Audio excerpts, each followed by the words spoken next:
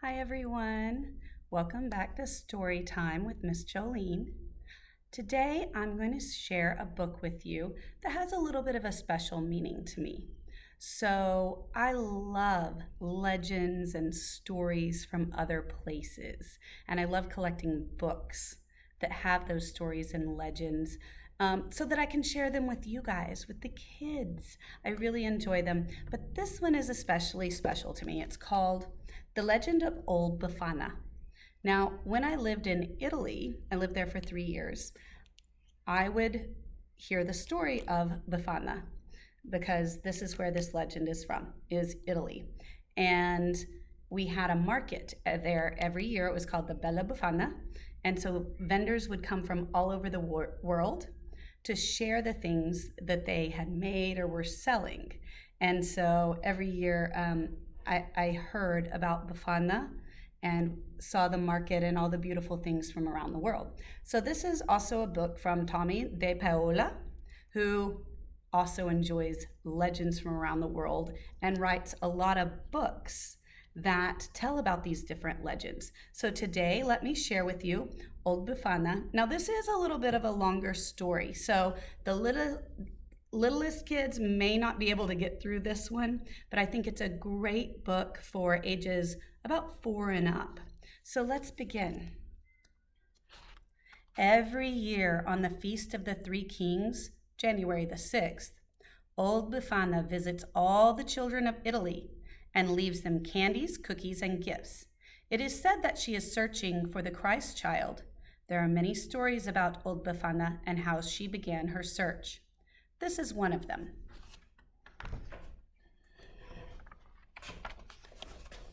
The Legend of Old Befana.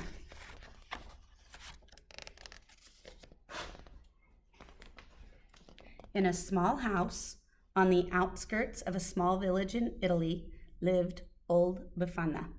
She lived all alone, and she wasn't very friendly. If any people dared to knock at her door, she never asked them in. "I have no time for visiting," Old Befana would say. The children didn't like her either. "Cranky old lady," they said, "and the way she's always sweeping." That was true. Every day, every morning and afternoon, Old Befana would sweep with her broom. She swept her little house, she swept her front step, and she even swept her walk all the way down to the road. Sometimes a delicious smell of things baking would drift from Old Befana's house. "Whom does she bake for?" her neighbors would ask, and some nights they thought they heard her singing lullabies. Crazy Old Befana, everybody called her. One evening, after Old Befana had eaten her dinner and swept her kitchen clean, she began to get ready for bed. She locked the door and shuttered the windows. Then she climbed into her bed, blew out the lamp, and fell asleep. In the middle of the night, Old Befana woke up. The room was bright. "How can that be?" she asked. "My lamp is out, my windows are shuttered, but still my house is filled with light." She got out of bed and crossed the cold floor. When she opened the shutter, a sudden burst of light poured into the room.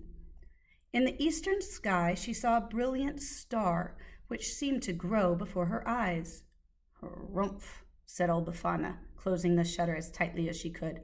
"How am I ever going to get my sleep when the dark has turned to day?" All night she tossed and turned. She didn't sleep a wink. At dawn, Old Befana got up and dressed. She ate her breakfast, then took her broom, as she always did. Every day, every morning and afternoon, she swept her little house. She swept the front step, and she even swept the walk all the way down to the road. When she neared the road, Old Befana stopped and listened. She heard bells tinkling. "It's probably just the wind," she said. Sweep, sweep, sweep. Again, she heard the bells. "It's probably just the birds singing. Sweep, sweep, sweep." Once more she heard the sound. "My old ears play tricks," she said. Sweep, sweep. Suddenly, over the hill came the most glorious procession Old Befana had ever seen: camels, horses, elephants, and people. a splendid sight. Halfway back rode 3 royal-looking men, dressed in jeweled robes, wearing crowns upon their heads. The procession stopped. The 3 kings got down and came up to a frowning old Befana. "Please," said one of the kings in a royal voice, "is this the way to Bethlehem?" "How can I say?" said old Befana. "I never heard of it," and she began to sweep. "We are searching for the child," said the second king. "Do you know him?" "There are many children," said old Befana, sweeping still. "But this one is a king," said the third. "I know nothing of royal matters," she said. "Our books have told us," said the kings, "that when a bright new star appears, the child king will be born in Bethlehem." "The star I have seen," said old Befana. "It kept me awake all night. Now, if you will excuse me, I have work to do." The procession started up again. "Old woman," called a boy who was leading a camel by, "you should come with us. This child, this baby king, has come to change the world. He comes for us. He comes for the poor. We are bringing him gifts." Old Befana paused. She watched the procession wind down the road. "A child king," she muttered. "Bethlehem. Sweep, sweep, sweep. Coming to change the world. Coming for the poor. Well, heaven knows old Befana is poor. Sweep, sweep. Gifts. Only a child." Old Befana went back into her house. "Perhaps I should go see him, but what do I have to take him?" She put down her broom. She got out some butter and sugar and flour. She blew on the fire and added some wood, and she began to sing. She baked all day. She didn't even sweep. It was almost dark when she finished.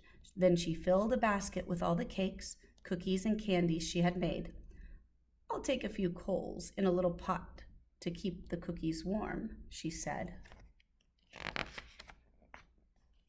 She put on a shawl and opened the door. "And I'll take along my broom to sweep the room clean, for the baby king's mother will be tired." Old Befana stopped. She hadn't swept all day. "It won't take long," she said. She put down the basket and began to sweep. She swept her little house. She swept her front steps, and she even swept her walk, all the way down to the road. Then she locked her door and gathered up her basket. She pulled her shawl around her and took up her broom. Old Befana was on her way at last. She ran at first, ran and ran, as fast as her legs would carry her. The sun had set, but still she ran. Now the star shone brightly.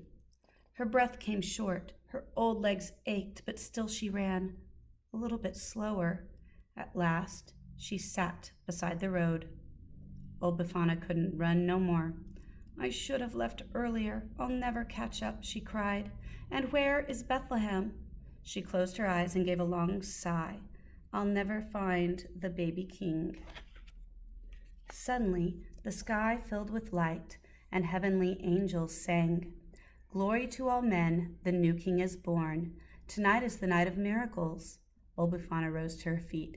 Tell me where he is," she cried, picking up her basket and broom. "I bring gifts to the child." She began to walk and then run again.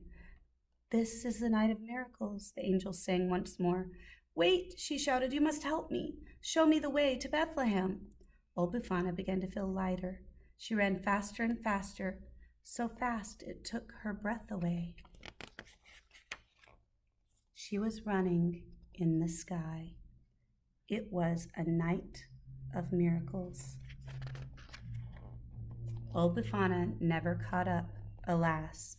She never found the child in Bethlehem, but she is searching still to this day. Every year on the Feast of the Three Kings, January the 6th, Old Befana runs across the sky. She visits all children while they sleep and leaves them gifts from her basket. Then she takes her broom and sweeps the room all clean. "For after all," says old Befana, "I never know which child might be the baby king of Bethlehem." So that is the legend of Old Befana.